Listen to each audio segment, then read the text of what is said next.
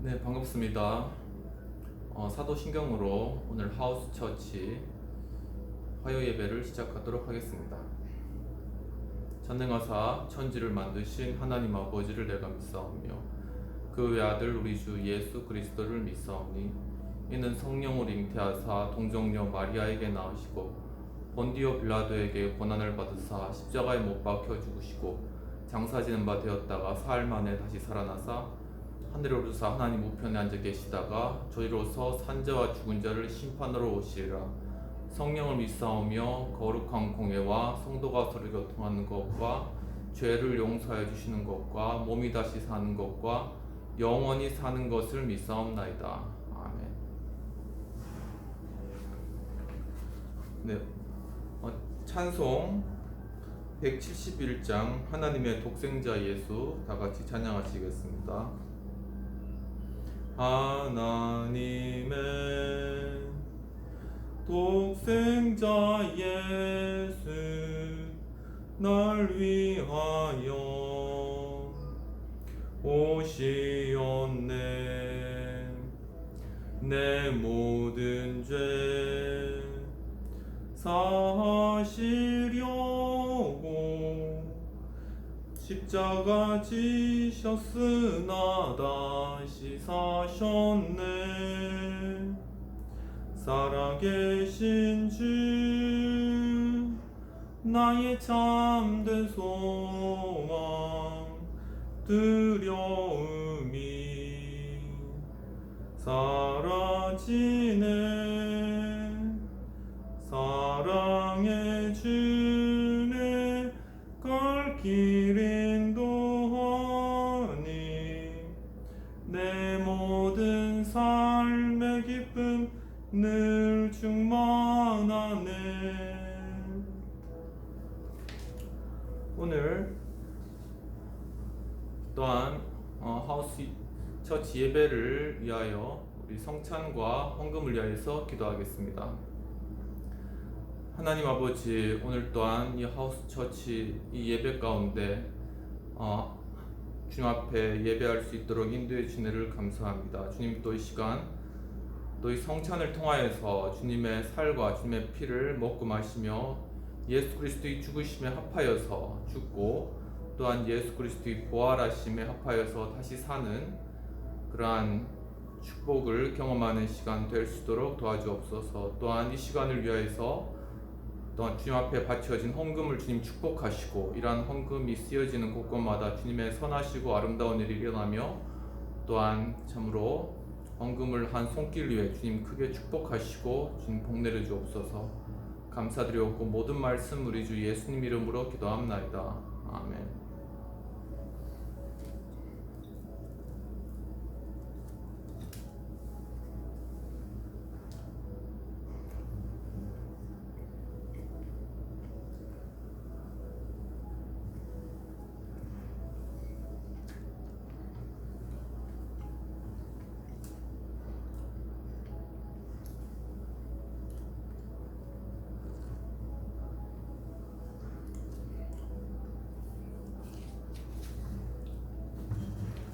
네, 오늘 성경 본문은 마태복음 2장 1에서 12절까지의 말씀입니다. 오늘 말씀을 봉독하도록 하겠습니다. 헤롯 왕 때 예수께서 유대 베들레헴에 나심에 동방으로부터 박사들이 예루살렘에 이르러 말하되 유대인의 왕으로 나시니가 어디 계시뇨? 우리가 동방에서 그의 별을 보고 그에게 경배하러 왔노라 하니 헤롯 왕과 온 예루살렘이 듣고 소동한지라. 왕이 모든 대제사장과 백성의 서기관들을 모아 그리스도가 어디서 나겠느냐 물으니 가로되 유대 베들레헴이오니 이는 선지자로 이렇게 기록된 바 또 유대 땅 베들레헴아 너는 유대 고을 중에 가장 작지 아니하도다. 내게서 한 다스리는 자가 나와서 내 백성 이스라엘의 목자가 되리라 하였음이니이다. 이에 헤롯이 가만히 박사들을 불러 별이 나타난 때를 자세히 묻고 베들레헴으로 보내며 이르되 가서 아기에 대하여 자세히 알아보고 찾거든 내게 고하여 나도 가서 그에게 경배하게 하라. 박사들이 왕의 말을 듣고 갈새 동방에서 보던 그 별이 문득 앞서 인도하여 가다가 악이 있는 곳 위에 머물러 섰는지라. 저희가 별을 보고 가장 크게 기뻐하고 기뻐하더라. 집에 들어가 아기와 그 모친 마리아에 함께 있는 것을 보고 엎드려 아기께 경배하고 보배압을 열어 황금과 유향과 모략을 예물로 드리니라. 꿈에 헤롯에게로 돌아가지 말라 지시하심을 받아 다른 길로 고국으로 돌아가니라. 오직 예수님, 예수 그리스도의 은혜와 영광이 있을지어다. 성삼위 일체 하나님께 감사와 경배와 영광을 돌려드립니다. 오늘도 예수 그리스도를 전하는 저와 여러분 되기를 축원합니다. 오늘 말씀은 마태복음 2장 1절과 12절까지의 말씀이고, 오늘 말씀의 제목은 동방박사의 세 가지 신앙 태도가 되겠습니다. 즉, 동방박사의 신앙 세 가지를 알아보는 그러한 시간을 가지도록 하겠습니다. 오늘 본문의 배경은 곧 아기 예수의 탄생에 관한 그러한 내용입니다.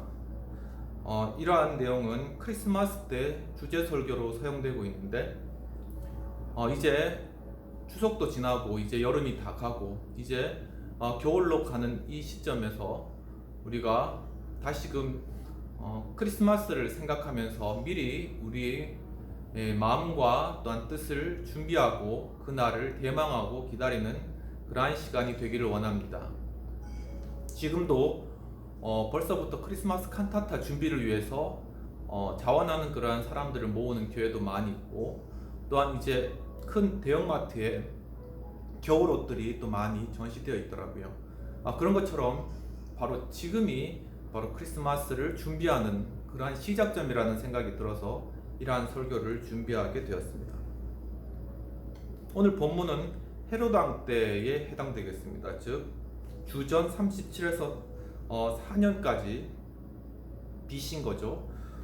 그때 통치한 헤롯 왕 때 나타난 그러한 일입니다. 헤롯은 에돔인이고 또한 머리가 비상한 그러한 인물이었습니다. 원래 헤롯은 안토니우스를 지지하였지만은 안토니우스가 옥타비아누스에게 지자, 즉 옥타비아누스가 승리하자 헤롯은 자신의 왕관을 벗어들고 자신을 처벌해 달라고 옥타비아누스에게 자청을 하게 됩니다. 그때 옥타비아누스가 헤롯을 용서하고 그 위에 왕관을 씌워주는 일이 발생합니다. 아주 계략에 뛰어난 그런 인물인 거죠. 오늘 본문에서는 바로 그러한 헤롯 때 바로 별을 보고 메시아를 찾아온 동방박사들이 있었습니다. 동방박사라는 것은 원어적으로는 마고스로 메데와 바사, 갈대아인 사이에서 천문학을 공부한 그러한 인물들을 뜻하는 그러한 단어가 되겠습니다. 그들이 예루살렘에 도착하였고 또한 헤롯 왕에게 찾아가서 메시아의 태어나는 그러한 장소가 어디냐 하는 것을 물어보게 됩니다. 그때 헤롯 왕이 여러 박사와 술객들을 불러서 바로 옛 성경 문헌을 찾아서 베들레헴이라는 것을 동방박사에게 알려주게 되고, 그 동방박사는 그 이야기를 듣고 또한 별을 따라가다가 베들레헴에서 아기 예수가 누워있는 그 집에 들어가게 됩니다. 거기에서 아기 예수께 황금과 유향과 모략의 그러한 보배압을 드리고 또한 경배하며 꿈에 천사가 다른 길로 돌아가라는 그러한 지시하심을 받고 다른 길로 돌아가는 그러한 내용이 되겠습니다. 오늘 첫 번째로는 10절에 저희가 별을 보고 가장 크게 기뻐하고 기뻐하였더라 라고 말씀하고 있습니다. 여기서 저희가 라는 것은 즉 동방박사를 의미합니다. 동방박사가 바로 크게 기뻐하였다는 그러한 의미입니다. 즉 그들에게는 바로 기뻐하는 신앙이 있었다는 그런 의미가 되겠습니다. 사랑하는 성도 여러분, 오늘 본문에서 크게 기뻐하였다라는 크게라는 것은 원어적으로 메갈렌이라는 그런 뜻이 되겠습니다. 즉 메가 아주 큰 이란 뜻이 되는 거죠. 즉 멋진이란 그런 뜻을 가지고 있습니다. 우리가 웃을 때도 아주 하하하 이렇게 크게 멋지게 웃어야지 그냥 웃는 둥 마는 둥 하는 거는 웃는 게 아닌 겁니다. 정말 우리가 웃을 때는 아주 크게 웃어서 정말 우리 그러한 큰 기쁨을 드러내는 그러한 웃음을 우리가 웃어야 되고, 그러한 마음, 그러한 신앙을 동방박사가 가졌다는 것입니다. 그리고 또한 다른 뜻으로는 탁월한이라는 그러한 의미가 있습니다. 즉 바로 크게 웃는다는 것은 바로 그 분야에 대해서 아주 큰 깨달음을 얻고 그것으로 통하여서 참 마음 가운데 기뻐서 크게 웃는 그런 의미도 있는 것입니다.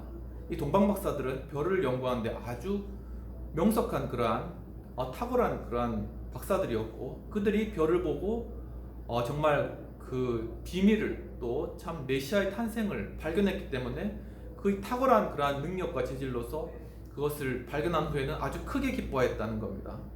바로 이러한 바로 큰 해안과 또한 지혜를 깨달을 때 그러한 크게 기뻐하는 그러한 일들이 나타나는 것입니다. 또한 한 가지는 두드러지인이라는 그러한 뜻이 있습니다. 즉 크게 기뻐하면 사람들이 다 주목하잖아요. 무슨 일이 있는가 이렇게 보잖아요. 그런 것처럼 바로 하나님 아기 예수의 탄생, 메시아의 탄생은 그렇게 두드러지게 우리가 아주 기뻐해야 될 그러한 일이라는 것입니다. 우리가 조금 기뻐하는 것이 아니라 아주 기뻐해야 된다는 그러한 의미가 되겠습니다. 이처럼 우리가 크리스마스를 준비하는 우리들의 마음도 바로 그 아기 예수의 탄생, 이 땅에 오신 메시아의 탄생을 크게 기뻐하는 마음으로 우리가 준비해야 되고, 그러한 큰 기쁨이 있을 때 우리의 지금 여러 가지 많은 현황과 문제들도, 또한 우울증들도, 또한 여러 염려와 고통과 또한 괴로움들도 다 떠나가고 마음 가운데 참 평안과 기쁨을 얻을 수 있다는 것입니다. 바로 이처럼 동방박사의 세 가지 신앙 태도 중에 첫 번째 그러한 신앙이 크게 바로 기뻐하는 신앙을 가졌다라는 것입니다. 스바냐의 3장에 보면은 바로 하나님께서 바로 주의 자녀를 어떻게 사랑하시는가라는 그런 내용이 나타나는데, 하나님께서는 바로 우리를 잠잠히 사랑하시고 또한 그 기쁨을 이기지 못하신다라고 말씀하고 계십니다.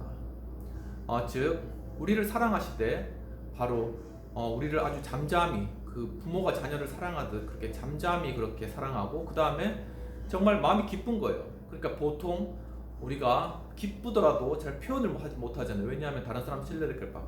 그런데 하나님께서 너무 기쁘기 때문에 그걸 참지를 못하시는 거예요. 그래서 막 피식피식 웃다가 막 크게 웃으시는 거죠. 왜냐하면은 주의 자녀를 너무나 기뻐하시기 때문에. 바로 그렇게 우리가 하나님의 그러한 기뻐하는 자녀다라는 것을 우리가 깨달아 알아야 된다는 것입니다. 또한 데살로니가전서 5장에서 16절에서 바울은 항상 기뻐하라 라고 말씀하고 있습니다. 즉 이렇게 기뻐하는 것은 우리가 어떤 기쁜 일이 있을 때, 그리고 기뻐해야 될 사유가 있을 때 기뻐하는 것이 아니라 항상 기뻐하는 것은 명령이기 때문에 우리가 거기에 순종해서 기뻐해야 된다는 것입니다. 그렇기 때문에 우리가 기쁜 게 없더라도 우리가 하하 이렇게 크게 웃고 즐겁게 행할 때 도리어 그 기쁨이 우리에게 몰려오는 그러한 것들을 경험할 수 있다는 것입니다. 우리의 감정을 우리가 감정에 따라서 살아가는 것이 아니라 우리가 감정을 지배하고 감정을 다스리며 살아가는 것이죠. 또한 느헤미야 8장에서는 정말 하나님을 기뻐하는 것이 너의 힘이라, 근심하지 않고 하나님을 기뻐하고 이것이 곧 너의 힘이라고 말씀하시고 계신 것입니다. 즉 정말 우리가 하나님을 기뻐하면은 그것이 우리에게 힘을 주고 우리의 모든 염려와 근심이 다 떠나가게 된다는 그러한 의미가 되겠습니다. 이처럼 동방박사의 세 가지 그러한 신앙 태도 중에 첫 번째 신앙이 바로 이러한 기뻐하는 신앙, 진리를 발견하고 기뻐하고 또한 그것을 크게 기뻐하고 또한 그것을 통하여서 사람들이 쳐다볼 정도로 두드러지게 그것을 기뻐했다는 그러한 의미가 되겠습니다. 지난주에도 우리가 조온 번연의 그러한 철로 역정에 관한 그러한 내용을 다루었는데, 바로 이렇게 철로 역정을 쓴 조온 번연이 그 삶의 어떤 일화들을 함께 나누기를 원합니다. 조온 번연은 어느 날 우연히 할머니 몇 사람이 이렇게 서로 이야기하고 있는 그 근처를 지나가게 됩니다. 그런데 거기서 이제 할머니들이 즐겁게 햇볕을 쬐면서 즐겁게 이야기를 하는 거예요. 그래서 그것이 무슨 이야기냐 하면서 그렇게 잔잔히 그렇게 옆에서 잠잠히 청취를 하였는데, 그 할머니들이 기쁨이 가득 찬 얼굴로 하나님께서 얼마나 자기에게 크신 은혜를 베풀어 주셨는지를 서로 이야기를 하고 있었다는 겁니다. 그때 존 번연이 마음이 굉장히 뜨거워지면서 그 자리에서 엎드려서 하나님께 기도하고, 정말 그 가운데 그 할머니들의 그런 기쁘게 이야기하는 것을 통하여서 변화를 받고 새 사람이 되는 그러한 경험을 하게 되었다는 것입니다. 그러한 바로 기쁨을 통한 감정의 그러한 치유, 변화, 회복 이러한 것이 좋은 본연으로 하여금 위대한 신앙의 문학적인 성취를 이루게 하였다는 것입니다. 이와 같이 바로 동방 박사의 그러한 신앙 태도인 기뻐하는 신앙을 가지는 것이 우리 성도들에게, 우리 정말 크리스마스를 준비한 우리들에게 중요한 그러한 신앙적인 태도라고 볼 수 있겠습니다. 두 번째로는 11절에 집에 들어가 아기와 그 어머니 마리아가 함께 있는 것을 보고 엎드려 아기께 경배하고 보배압을 열어 황금과 유향과 모략을 예물로 드리니라. 즉 동방박사가 아기 예수께 예물로 드렸다는 것입니다. 즉 바로 동방박사가 예수님께 경배하였다는 의미가 되겠습니다. 이처럼 동방박사의 예배하는 신앙을 우리가 배워야 하는 것입니다. 사랑하는 성도 여러분, 참으로 이와 같이 동방박사의 아기 예수께 대한 그러한 경배의 그러한 신앙은 바로 우리에 있는 모든 보배합을 다 내어드리는 그러한 신앙인 것입니다. 이 보배합이라는 것은 원어로 트레사우러스라는 그러한 의미가 되겠습니다. 즉 보물, 가장 보물인 거죠. 우리 삶에 가장 중요한 것, 우리가 보물로 생각하는 그러한 것이라는 것입니다. 이러한 것을 동방박사가 드렸다는 것입니다. 그리고 또한 진보라는 그러한 의미가 있습니다. 정말 진짜 보물, 정말 그 우리가 가장 소중히 여기는 그러한 것을 동방박사는 바로 예수님께 드렸다라는 의미가 되겠습니다. 또한 금전이라는 그런 것 의미도 되겠습니다. 즉 우리의 물질, 우리가 여러 가지 참 많이 부족하죠. 그리고 우리의 쓸 것도 많이 부족하고 우리가 또 여러 카드빚도 또 내야 되고 또 여러 집세도 내야 되고 그리고 또 우리 자녀의 학비도 우리가 감당해야 되고 여러 가지 많은 필요가 있고, 그렇기 때문에 우리의 삶이 결코 넉넉한 삶이 아닙니다. 그렇지만은 그 가운데서도 바로 이렇게 우리의 재물을, 우리의 금전을 하나님 앞에 이렇게 내어드렸다라는 것이 굉장히 큰 의미가 있다는 그런 것입니다. 이와 같이 동방박사의 세 가지 신앙 태도 중에 두 번째로 우리는 예배하는 신앙을 배워야 한다는 것입니다. 즉 우리가 성경에서 보면 아브라함은 항상 예배를 하고 하나님께 경배하는 그러한 사람이었습니다. 아브라함이 창세기 13장에서 애굽을 떠나서 이제 나올 때 베델에 이르러서 제단을 쌓고 거기서 하나님을 부르게 되는 것입니다. 또한 창세기 13장 18절에 아브라함은 롯이 소돔과 고모라, 아주 보기 좋은 그 젖과 꿀이 흐르는 것처럼 보이는 그러한 소돔과 고모라로 가고 혼자 남았을 때 정말 이 광야를 바라보면서 만물의 상술이 그 숲을 가운데서 하나님 앞에 또한 제단을 쌓게 되는 것입니다. 이와 같이 아브라함은 하나님께 예배하는 그러한 신앙, 경배하는 신앙을 통하여서 결국 믿음의 조상이라는 그러한 칭호를 얻게 되는 것입니다.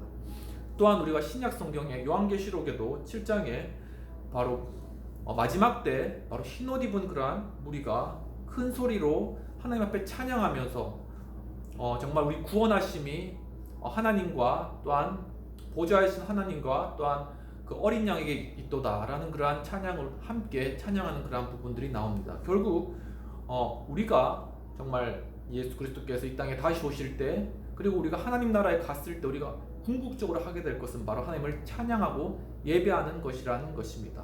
바로 이러한 삶을 이 땅 가운데서도 우리가 예배로 실현해야 한다는 것입니다. 이와 같이 바로 동방박사의 세 가지 신앙 태도 중에 두 번째로 예배하는 신앙을 우리는 배워야 하는 것입니다. IVF라는 그런 출판사가 있습니다. IVF라는 그런 단체가 있죠. 그 신앙 대학교 이렇게 보면은 단체가 있습니다. 제가 나온 대학도 참 여러 선교 단체가 있었는데 오직 한 선교 단체, 즉 IVF만 그 동아리방이 허락된 거예요. 다른 뭐 CCC 뭐 여러 많은 그런 예수 전도단 많은 그런 동아리가 있었는데 다 동아리방이 없었어요. 오직 한 군데 IVF가 있었습니다. 그래서 좀 부러운 마음이 들었는데 거기 출판사가 IVP라는 출판사가 있습니다. 거기서 나온 책 중에 하나님 나라를 욕망하라 라는 그런 책이 있습니다. Desiring the Kingdom이죠. 그 책은 제임스 스미스라는 그런 분이 쓰셨는데 그분께서 현대 기독교 교육의 목적에 관하여서 이 책에서 제시하시면서 바로 지금 현대 기독교의 교육 분야에서는 기독교 세계관을 개발하는 것을 목표로 삼고 있다는 것입니다. 그런데 이 기독교 세계관을 목표로 삼는다는 그 말은 무슨 의미냐면은 어떤 신념이나 사상이나 교리 같은 것들을 교육의 목적으로 삼고 있다는 것입니다. 그렇지만 제임스 스미스는 이 책에서 그것은 진정한 교육의 목적이 아니라고 합니다. 즉 교육은 우리가 무엇을 아는가의 문제가 아니라 결국 우리가 무엇을 사랑하는가의 문제라는 것을 제임스 스미스는 이 책에서 밝히고 있습니다. 즉 다시 말하면 기독교 교육의 목적은 예배의 실천이라는 것입니다. 바로 이러한 예정과 예배는 우리의 핵심적이고 궁극적인 정체성을 형성하는 하나의 실천이 된다. 왜냐하면 우리가 예배하고 하나님을 간절히 바라는 그 간절함과 예배 가운데 드려짐으로 말미암아 하나님에 대한 지식과 또한 이 기독교 그러한 핵심적인 그러한 구속과 또한 부활과 또한 사랑과 믿음과 소망과 같은 핵심적인 가치들이 우리의 어떤 지식이 아니라 우리의 어떤 오장육부를 통해서 우리 체화되는 그러한 의미로 우리에게 교육적으로 우리 마음 가운데 새겨진다는 그런 의미가 되겠습니다. 즉 바로 이러한 예배가 우리 마음을 사로잡고 우리 사랑이 하나님 나라로 향하게 하는 그러한 중요한 것이기 때문에 바로 이러한 예배의 그러한 예배를 갈망하고 예배를 통하여서 진정 하나님 나라를 갈망하게 하는 것이 기독교 교육의 진정한 목적이다라고 제시하고 있는 그러한 내용을 중요하게 살펴보게 되었습니다. 이와 같이 동방박사의 세 가지 신앙 태도 중에 두 번째 신앙으로는 우리가 예배하는 신앙, 즉 첫 번째 우리가 기뻐하는 신앙, 동방박사의 신앙 중에 기뻐하는 신앙, 그리고 두 번째는 바로 예배하는 신앙이 중요하다라는 그런 내용이 되겠습니다. 마지막으로는 제12절에 그들은 꿈에 헤롯에게로 돌아가지 말라 지시하심을 받아 다른 길로 고국에 돌아가니라 라고 말씀하고 있습니다. 즉 동방박사가 꿈에 천사를 만나는 거죠. 그런데 꿈의 천사가 헤롯에게 돌아가지 말고 돌아서 가라, 그렇게 동방박사에게 이야기를 하는 것이죠. 왜냐하면은 헤롯이 동방박사에게 베들레헴에서 아기 예수가 나신다고 알려준 이유는 자기가 왕인데 이 아기 예수가 왕으로 오셨다는 걸 듣고 결국 그 장소를 알아내서 그 아기 예수를 죽이기 위한 그러한 아주 계략이었던 거죠. 그런데 그것을 바로 천사가 계시적으로 동방박사에게 알려주므로 동방박사가 그 헤롯을 피해서 멀리 돌아서 갔다는 것입니다. 즉 동방박사는 짧은 길, 편한 길을 갈 수 있었지만은 바로 천사의 말에 순종했던 그런 순종의 신앙을 가지고 있었던 것이죠. 이와 같이 우리는 순종하는 신앙을 동방박사를 통하여서 배워야 한다는 것입니다. 사랑하는 성도 여러분, 바로 이와 같은 순종의 신앙, 즉 돌아가는 신앙을 우리가 배워야 되고, 바로 이러한 돌아가는 신앙을 통하여서 정말 성령님께서 우리에게 이끌어 주신 대로 우리의 삶을 조정해 나가야 되는 것입니다.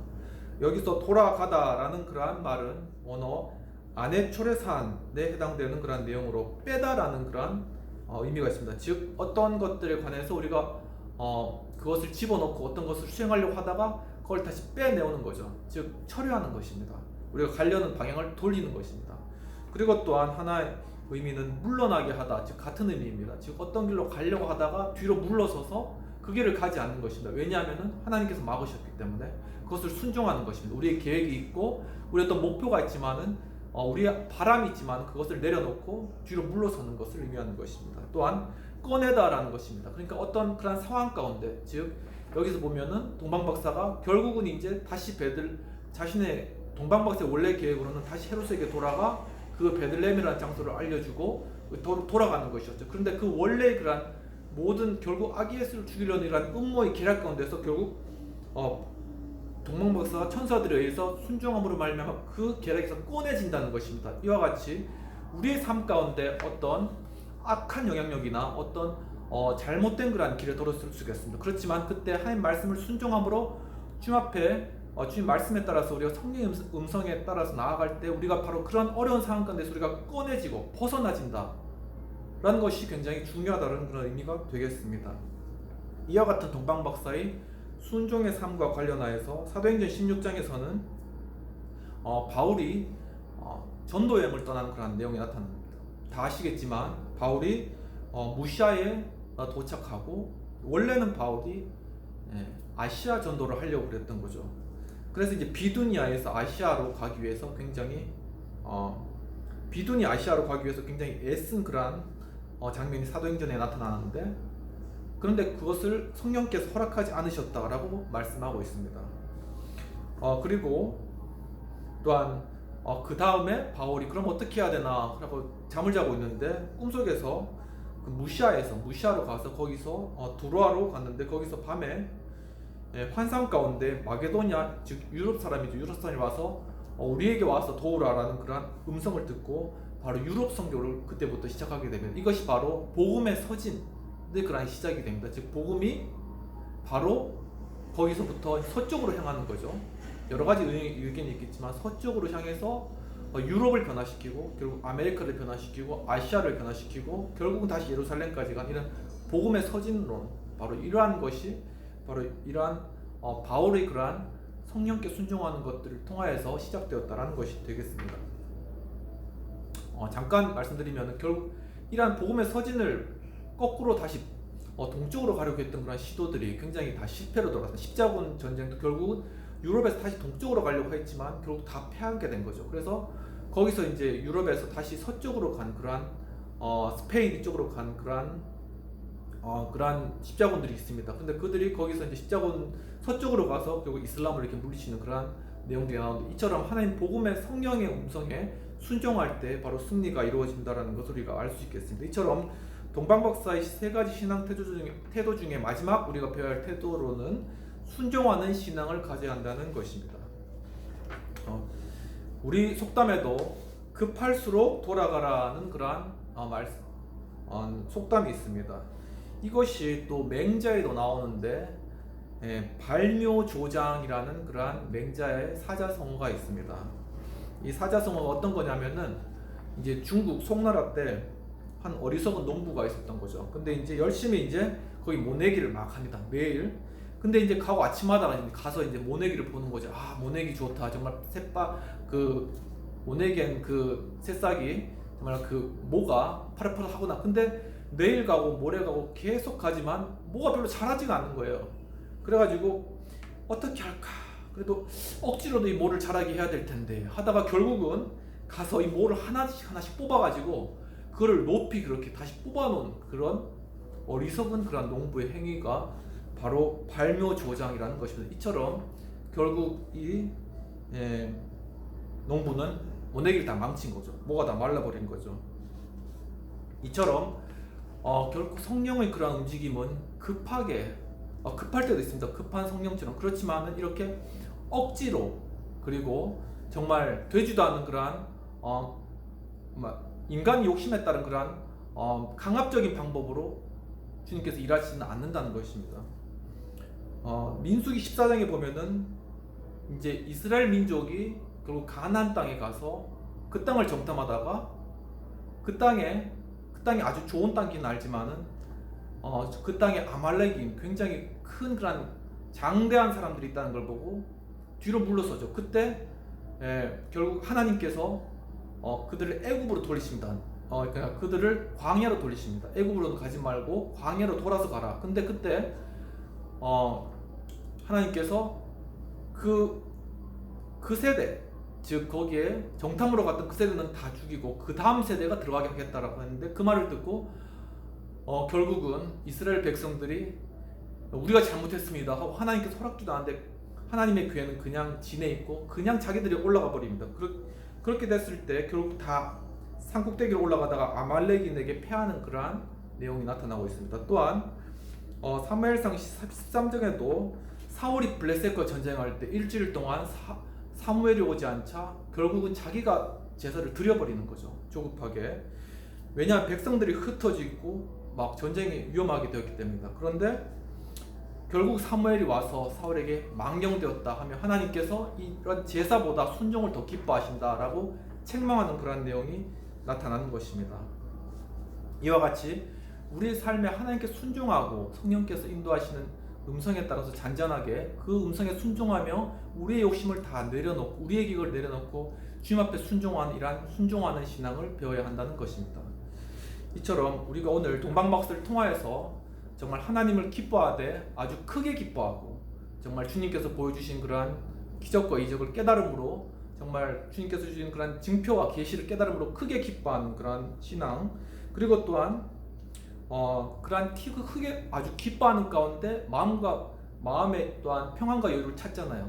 그 다음에는 하나님께 정말 정말 예배드리고, 그리고 하나님 앞에 경배드리는 그러한 신앙, 그리고 하나님 앞에 예배드리고 경배할 때 하나님께서 우리에게 주시는 그러한 말씀에 또한 순종하는 그러한 신앙, 바로 그러한 신앙을 지킬 때 우리는 죄에서부터 피하고, 또한 우리의 어떤 함정과 올무로부터 우리가 피하고, 또한 우리가 처했던 그러한 우리가 사슬과 같은 우리의 삶을 힘들게 했던 그러한 어떤 계략과 아니면 어떤 어둠의 그러한 영역이나 아니면 우리를 힘들게 했던 모든 환경으로부터 꺼내지고, 그리고 우리가 거기서부터 빼내지고 우리가 벗어나도, 그럼 우리가 정말 하나님 뜻에 순종하여서 자유함을 누릴 수 있게 된다는 사실을 우리가 다시 한번 생각하면서 이러한 우리 세 가지 신앙, 즉 우리가 기뻐하는 신앙, 그리고 또한 예배하는 신앙, 그리고 또한 순종하고 우리가 성령의 음성에 따라 돌아가는 그러한 신앙을, 바로 이러한 동방박사의 신앙을 배우는 저와 여러분 되기를 주님의 이름으로 축원합니다. 이 시간 기도하겠습니다. 하나님 아버지, 이 시간 저희들 참으로 이 동방박사의 신앙 가르쳐 주신 일을 감사하고, 이제 그 신앙에 순종하여 살아갈 수 있도록 주님 인도하여 주시옵소서. 이 시간 동방박사의 세 가지 신앙을 따라 살고자 하는 정말 우리 하우스 처치, 그리고 이 영상을 보는 모든 우리 주의 자녀들에게 예수 그리스도의 사랑과 또한 하나님의 예수 그리스도의 크신 은혜와 하나님의 크신 사랑과 성령의 역사하심으로 또한 우리에게 참 기뻐하며 또한 예배하며 또한 순종하여 돌아가며 성령님의 음성에 민감하게 반응하기를 원하는 참 우리 하우스 처치와 이 모든 영상을 듣는 모든 자들에게 지금부터 영원까지 하나님의 인도하심과 성령님의 역사하심이 영원토록 함께 있을지어다. 아멘. 오늘도 양시간 시청해 주셔서 감사드립니다.